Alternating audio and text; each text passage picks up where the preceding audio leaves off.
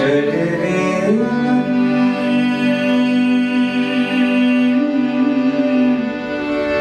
अपने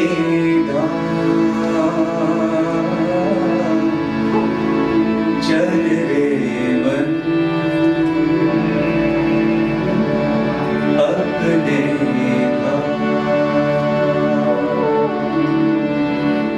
There are times when this talent He has given us, we don't hone it, we don't put our effort into it, and we only think that Swami is going to do everything for us. So now that is a mistake. So there are times when we don't give back to Swami what He expects of us. Then what happens is something which is known in Parthi circle as cold treatment. Cold treatment is you are put in the freezers. Yeah, you are put in cold storage. So which means so many things. Okay, I'll give you a couple of incidents from what happened in my life. When I was singing in the mandir, this was when I was in my 8th standard. So along with me there were 2 other boys who had started singing in mandir, and we being school boys, we were very chatty. So we were given the privilege of sitting right at Swami's footstool. So where Swami would sit, and then there was that tiger head on the throne, and just below that we would sit. So I was sitting right under the tiger's head, and these 2 other friends of mine were sitting next. They would sing together. Yeah, just to kind of interrupt, I call it a slapping zone. I mean, Swami, if he wants to hit, it is that close. He just has to do tsh. You're that close to Swami. You're in that arc, if I can see so. And what we would do in that zone, slapping zone, is we would sit and chat. But we didn't know. We were school children, and we were generally chatty, like almost school children are. And so we were singing. We sang for about 3 or 4 months. And then finally, one day, as usual, we came, with a swagger, we came into the bhajan hall, and I went to sit right there, my place. I went to sit there. One of the elder brothers said, "Get up, follow me." So I followed him outside the bhajan hall. He said, "You sit here." I said, "You're mistaken, brother. My place is right there in front." He says, "No, from today you sit here." And I was shocked. I said, "What has happened?" And so I sat there. And that was it. Of course, along with me, my other 2 friends also came out. They were sitting behind me even outside. And we were out. And all of a sudden, here we were singing, cynosure of all the eyes, school boys were singing in front of Swami, and we are out. And we have no clue why it happened. But anyway, we knew that all we had to do, our only recourse was prayer to Swami. So I was praying.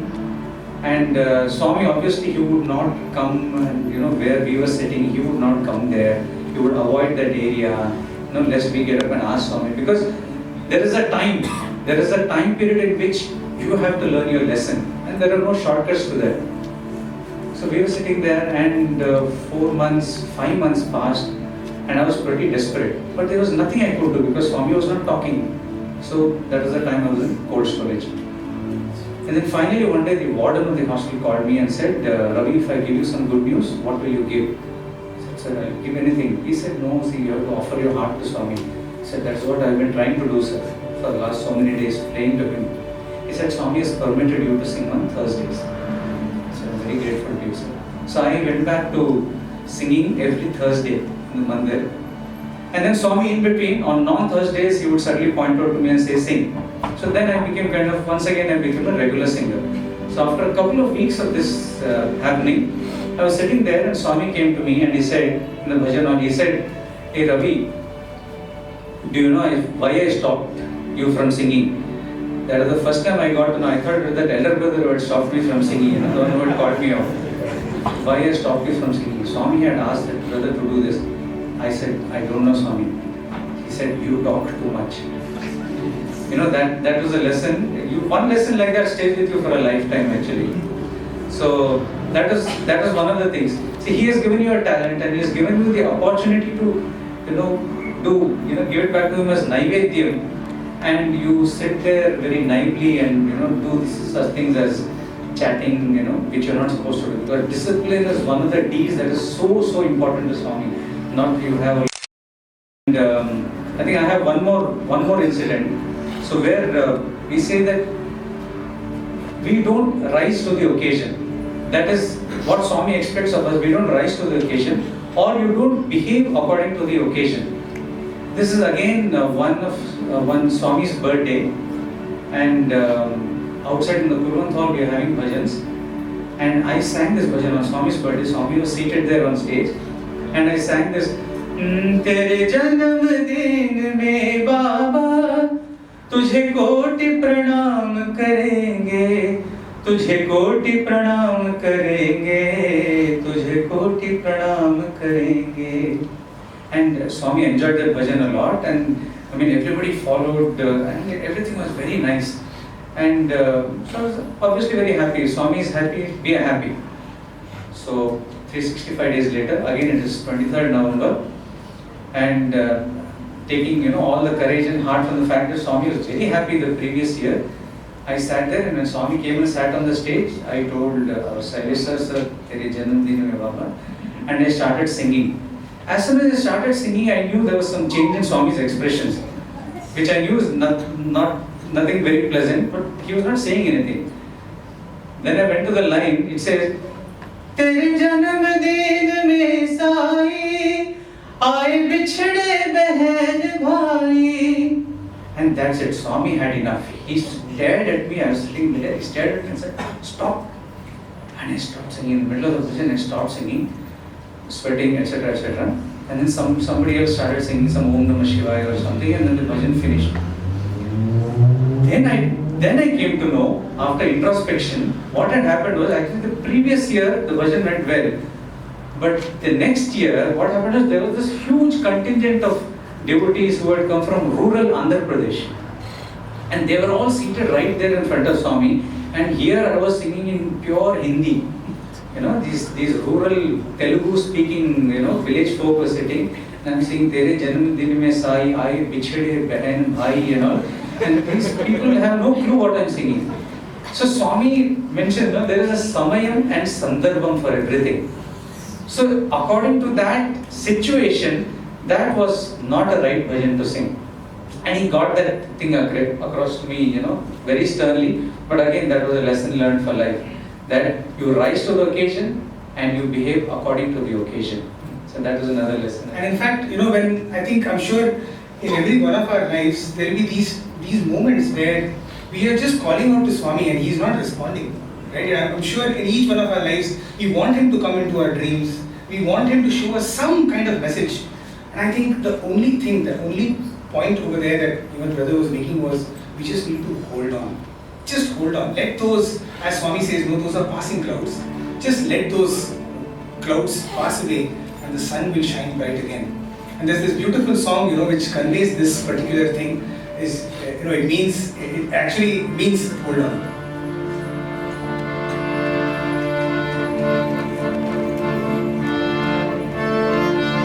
Dark clouds fill your skies, hiding sunshine from your eyes. Say his name, see his form. Hold on, side up. Say his name, see his form. Hold on.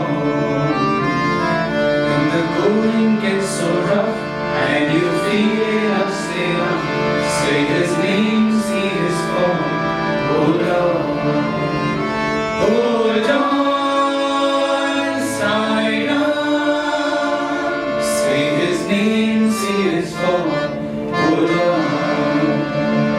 When life seems so unfair and no one seems to care, say his name, see his form.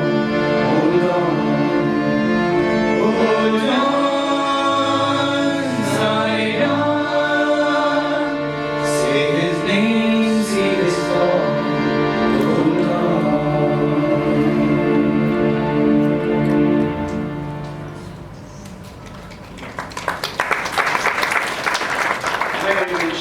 These difficult moments of our lives when you think that life, almost everyone is up and against you.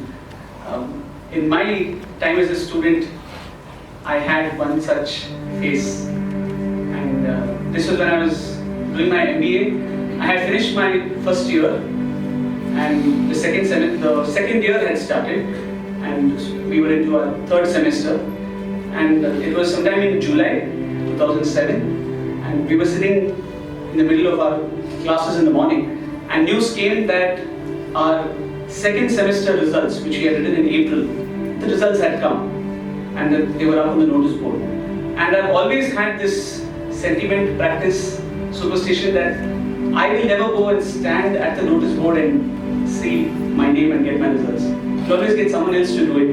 Because more often than not, the news is not so pleasant. So I would rather hear it from somebody else than go and see it myself. So I told one of my classmates, since you're going to go check your results, just check my number as well. So they came back. This was between the second hour and the third hour of classes. So they came back, and two of them went. They came back and they had a very blank expression on their face. So I said, what happened? So they said, you failed. So I said, okay, which paper? Management accounting. So I told myself, okay, you're a BA English literature student. The first time I saw a ledger book was in my management accounting class. And I'm sitting next to guys who are from BCom. So I had no idea, credit, debit, nothing. So management accounting, yeah, I know. It was very difficult, I didn't understand every day. You failed quantitative methods. I can, do papers, but it's a mathematics paper, so nobody can really hold me responsible for that. I tried to stay, it's a love-hate relationship between maths and me. I tried to stay as far away from it as possible, but it caught up with me during my MBA. I said, oh, okay, fine, no papers. But no, one more. Where did that come from? All the other papers are pretty straightforward. I mean, I didn't have difficulty with them. HR. I was shocked. I said, no way. Are you sure? He said, yeah, you failed HR. I said, but just for my English in the answers, if they'd given me like 3-4 marks per side which I wrote, I would have passed. But I wrote pages and pages in HR, and I could not believe that I could have failed HR. It was not a subject that bad. It was a very easy paper as well.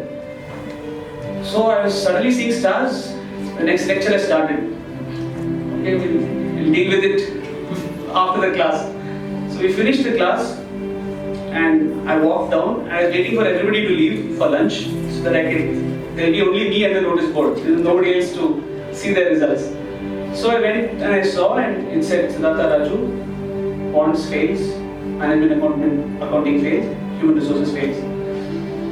Okay, then I asked someone, what do you do? And they said, actually you try re-evaluation. Because you never know, it might be a question of 3-4 marks. The rules state that if you have failed more than 2 papers, you have to repeat that semester. You have to discontinue in July, join back in October, November, and attend November, April with the first years. I was in second year, I would go to first year. So someone told me, you can try this re-evaluation. Even if one paper clears up in re-evaluation by some stroke of luck, you don't have to discontinue, you can continue and write a year. I said, okay. So I came down the staircase and I bumped into the warden of our hostel. So he looked at me and he said, what is this? I said, yes sir. I don't know sir, how do I, okay, what are you going to do? He said, sir, somebody told me re-evaluation might work. I said, okay, you can give that a shot. Okay, when are you vacating hostel? Because if the rules say that I have to discontinue, if I have discontinued, I am no more a current student. And if I am not a current student, I can't stay in the hostel. He had his own issues to deal with, I suppose. So I really didn't expect that question, because when I was recalling this, I don't think even that gum had dried up on the notice board. And here the warden is telling me, when are you packing up? So I said, sir, just told sir results, just give me some time, let me apply for re-evaluation. Okay, give it a shot, probably it will come in 3-4 days, he said. I went to the office, I applied for re-evaluation, and nothing turned up. And my mother happened to visit Puttaparthi. I was trying to keep the results away from her as much as possible till the re-evaluation results came up. I called her one evening and she says, I'm just on my way to Pathi. I can't stop her from coming. So she reached the next day, and then I gradually broke the news to her. I said, something like this has happened, I have to discontinue. So she said, okay, we'll write a letter to Swami. So So she wrote a letter to Swami. And that evening I went to the bhajan hall and I was seated. Swami walked in. Even as he was sitting down, he didn't even wait for to settle himself. He looked at me and said, "Come, give me your letter," he said. So I gave my letter and I told him, "Swami, they have told me that I cannot continue in the college. I have to quit now and join back in November." He just nodded and he opened the letter and he started reading. He started reading out my mother's letter to him, to me. He said, "See what your mother's written." And he started reading it out. And somewhere in that, my mother has written, "Swami, ultimately you know what is best." So he called me and he said, "See this? See what your mother is saying." So I peeked into the letter and it says, "Swami, you know what is best." So I looked at him and said, "Hey Swami, you know what is best for me. I don't have any doubts in that." He said, I know what is best for you. Go now, come back in November." So I said, "Swami, can I take Pada Namaskar?" I took Pada Namaskar. Now, at least I had some courage to face the world. Swami has told me this is for your good. So there's no questions about it. He added one cherry on top of that. "Tell your mother I'll talk to both of you." Wow. You fail and 1 week later getting an interview. You can right away go back home. Who can ask you anything? I came back with an interview from Swami. With Swami. You failed many times to it. Yeah. But first, as Swami is as unpredictable as he is, we waited for a couple of days, he didn't call. And I had vacated the hostel by then. My mother had to go back, she had work in Chennai, so I left word that I'm leaving and I came back to Chennai. Now when I came back to Chennai, that was when the actual test started. Because nobody in my family would talk to me. Especially my brother, because he felt, he was a student as well, he passed out in 2005 from MBA. So he felt that I had maligned his name with his teachers. And for the 6 months that I was in Chennai, he never spoke to me. My gets associated with the fact that you have failed. You don't understand what is the big deal. It's just an exam. But each of them have their own reasons, they have their own aspirations, disappointments. So the only thing in those 6 months was that one word that he said, "I know what is best for you." So I always share this with anybody whom I come to know if they have some issues. We are going through that phase for a reason. We don't know the reason. He knows the reason. And if he knows, that's enough. Why should I know? And so we never go through anything which is not for our good. So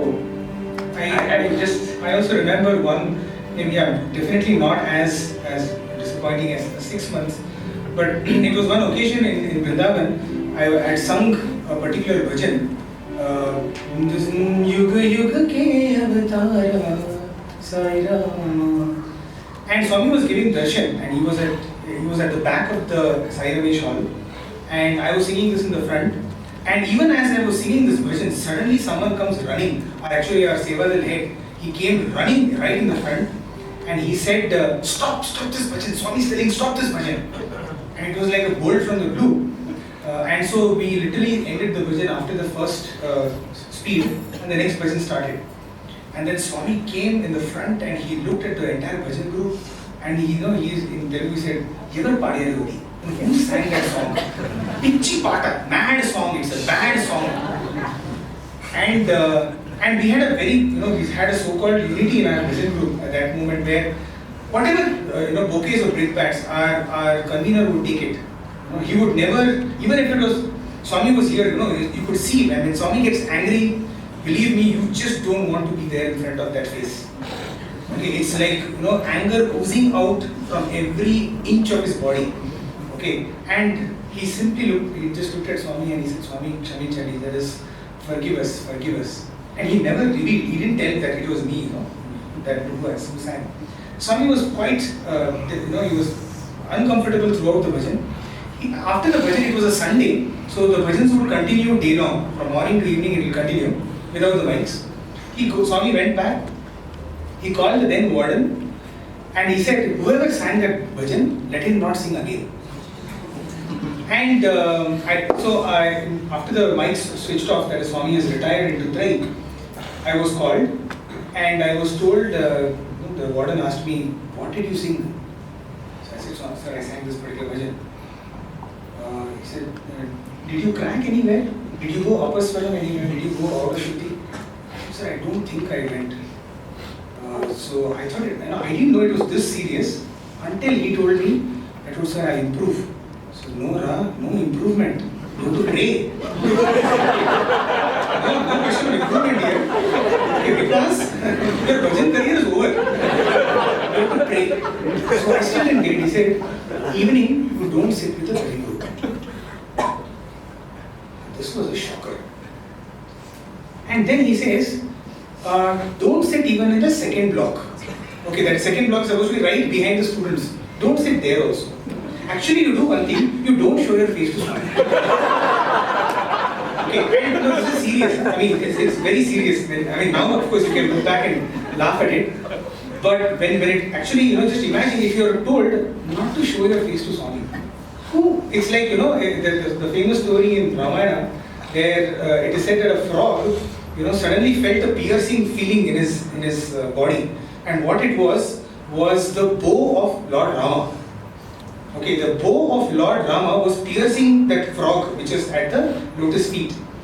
And the frog had just given up. And so someone comes and asks, why are you not praying? He said, see, when the world pokes into you, you can pray to God. If God only pokes you, whom will you pray to?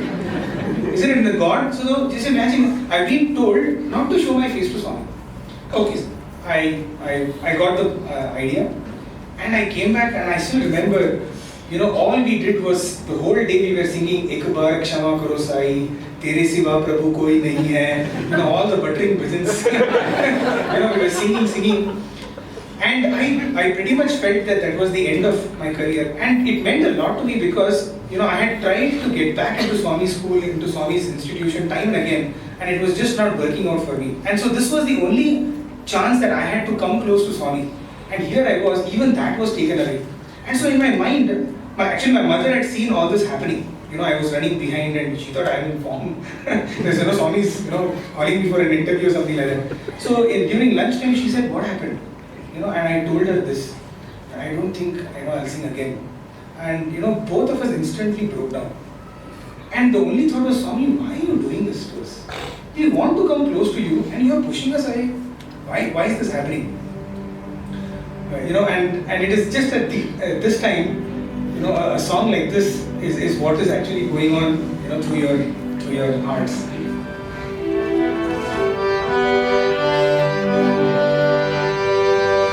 जब कोई बात बिगड़ जाए, जब कोई मुश्किल पड़ जाए, तुम देना साथ मेरा, ओ हमनवा।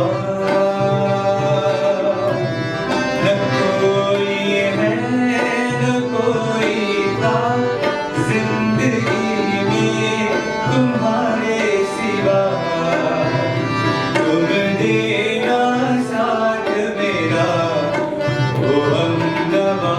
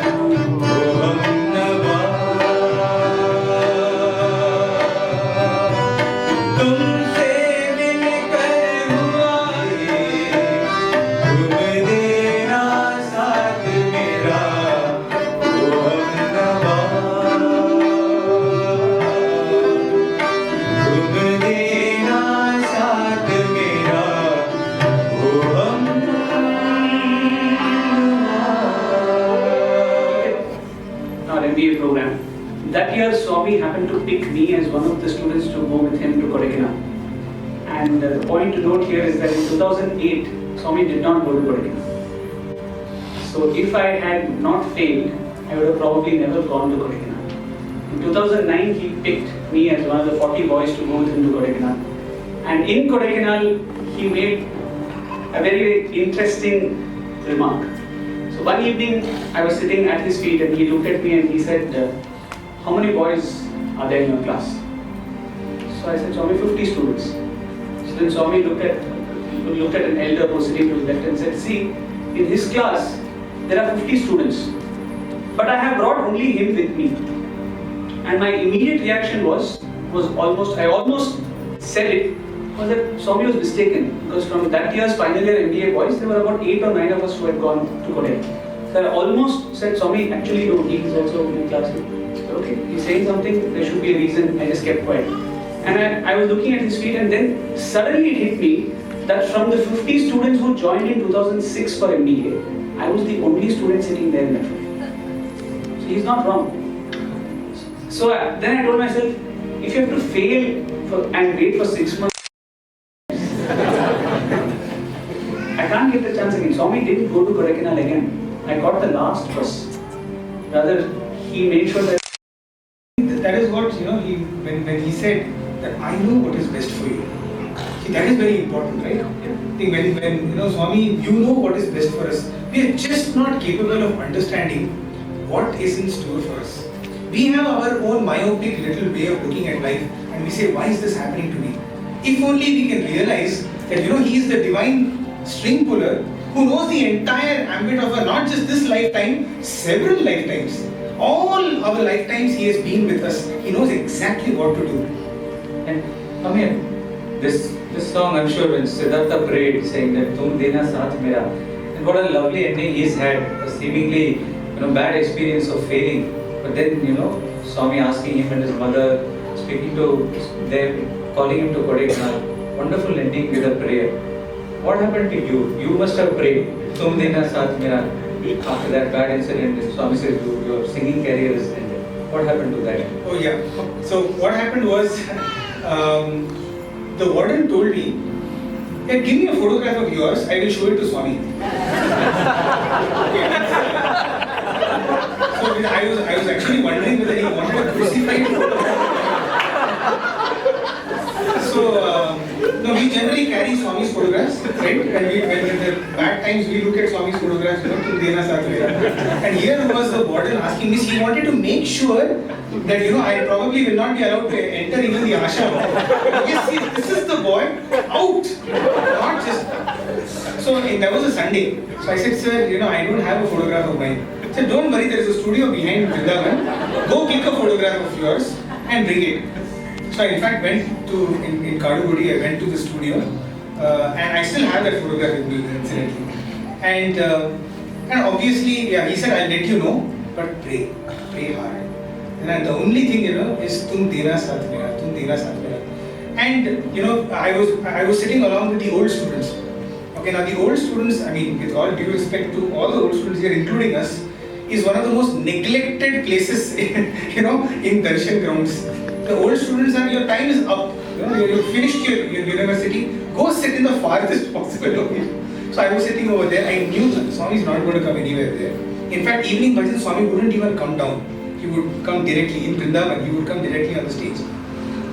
And the signal for Swami to come out would be the chandeliers would go on. Right?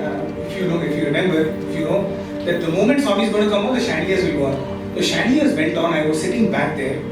And a brother comes running up to me and says, hey, Swami is calling you. Come fast. So, I ran, I went and sat over there. And in fact, I was supposed to wear my scarf, my Sevadal scarf. I had left it in my room, so I ran back to the room, picked it up, wore it, and even before Swami came, I went and sat, so I was sweating. Okay, and Swami comes onto the stage, and from there he looks at me and says, what happened, Yanduku? Why are you crying? Okay, and my sweat and my tears, everything was getting mixed up over there. Okay, and I was just, Swami, you know what? Don't even talk to me. Just let me sit over here. You speak something, somebody else will figure something else. Okay, and that evening, the whole the whole thing was resolved. But that is Swami's beauty. He doesn't just end with that. So with that, I was back in the bhajan group. But I had made a promise, during that day that, what? I was told not to show my face to you. I'm going to come and stick my face right into your face. I will come every day for darshan. Okay, and I'll show you my face. Okay, and you do what you want to do. Okay, so since that, I think he was so scared that I made that promise. Oh God, I don't want to see this fellow's face every day.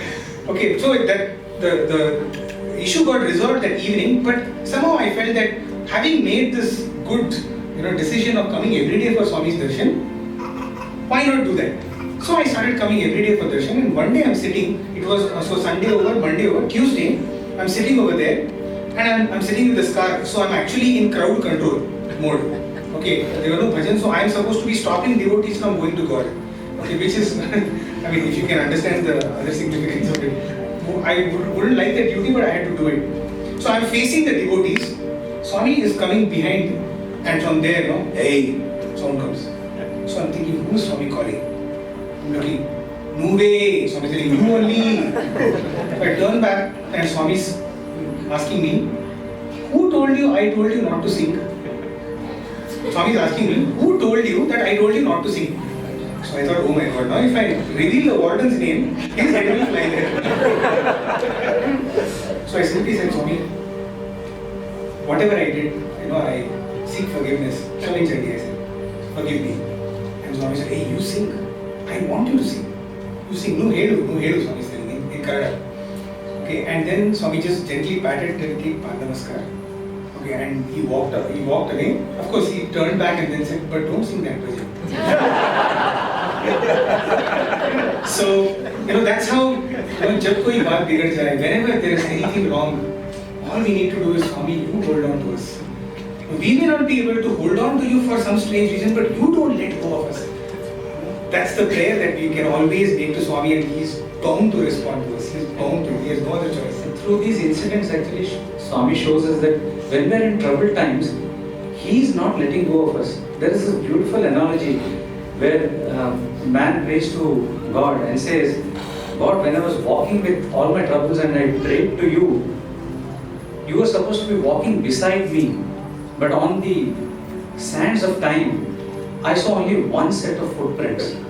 And then God says, in your troubled times, I picked you up.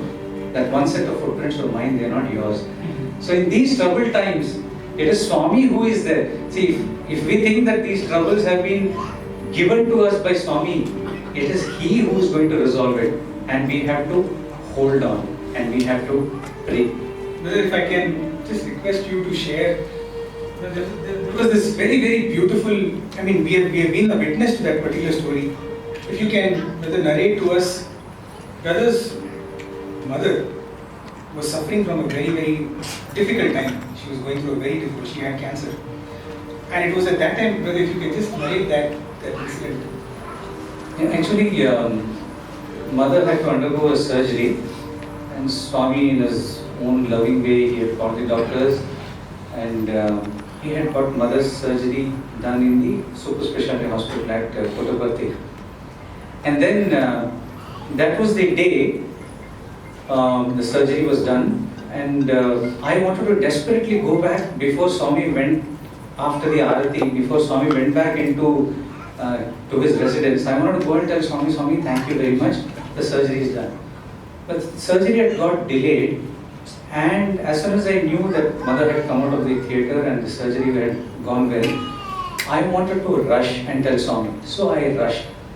So okay, so that is his part of the story. What was happening in the mandir was we all were sitting, and Swami was actually waiting for Brother Ravi.